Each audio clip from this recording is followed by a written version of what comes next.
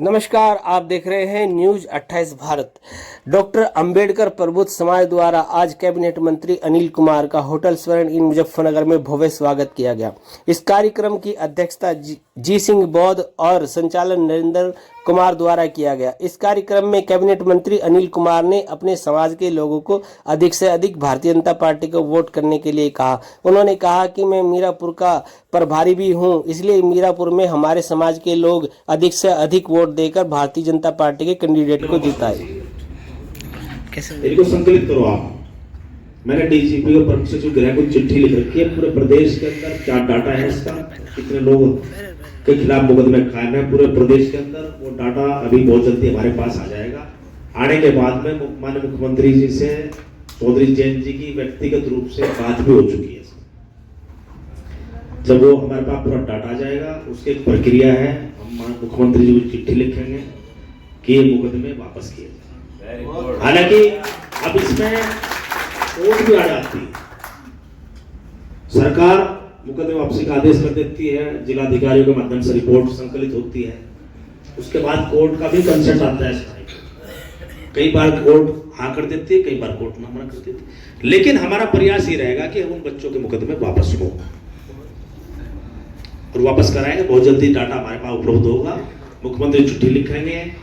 उसके अलावा एक और मेरे दिमाग में बात है, सहारनपुर में जो कॉलेज है वो बसपा की सरकार में मनोहर काशीराम जी के नाम से कॉलेज बना था, मेडिकल कॉलेज। मैं चाहता हूँ पुनः उस पर, ये भी मेरे दिमाग की बात है। मेरी बात हुई थी चौथ साहब से, मेरी बात हुई जैन जी से, तो चौथ साहब मैंने कहा चौथ साहब ये हमारे समाज के लोग चाहते हैं कि वो कॉलेज हमारा पूरे काशीराम जी के नाम से दोबारा। तो उन्होंने मुझे इजाजत दी, कहने ठीक है इसमें बात करो, मुख्यमंत्री चिट्ठी लिखो, उसकी बहुत जल्दी चिट्ठी लिखो और कोशिश ये रहेगी कि दोबारा फिर माननीय काशीराम जी के नाम से।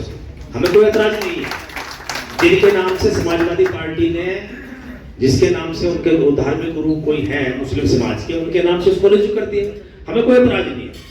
भाई आप उनके नाम से कोई और संस्था बना दो, क्योंकि प्राथमिक रूप से उस संस्था का नाम हमारे महापुरुष के नाम से, तो हमारे यहाँ महापुरुष का नाम होनी चाहिए।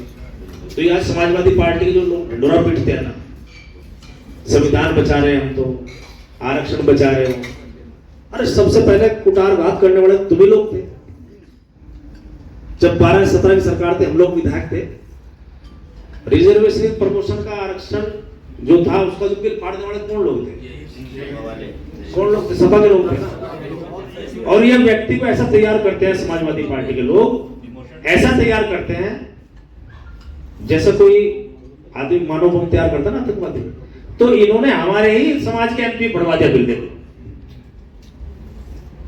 यशवीर सिंह एमपी थे, दलित समाज से थे, उसी पे बिल बढ़वा दिया। देखो कैसा जिद करते हैं। और आज कह रहे उठा किताब हम करेंगे, हम संविधान बचाएंगे, हम आरक्षण बचाएंगे। हमारे लोगों ने वोट भी दे दिया था, ऐसा थोड़ा ही, बहुत लोगों ने वोट दिया, इन्हीं की धारी वही पे जीतते हैं, नहीं तो ये कहीं जीतेगा। हाँ पेंशन मुद्दा, अरे भाई जो करेगी सरकार करेगी, सरकार अपनी स्थिति के अनुसार चलती है। आपको तनख्वाह मिलती है, आप सरकारी लोग बैठे हुए हैं, आप अपने घर अपने हिसाब से चलाओगे ना। जी सर, आपका नाम? मेरा नाम नरेंद्र डाबर। सर, आज किस तरह का कार्यक्रम का आयोजन यहाँ पे किया गया था?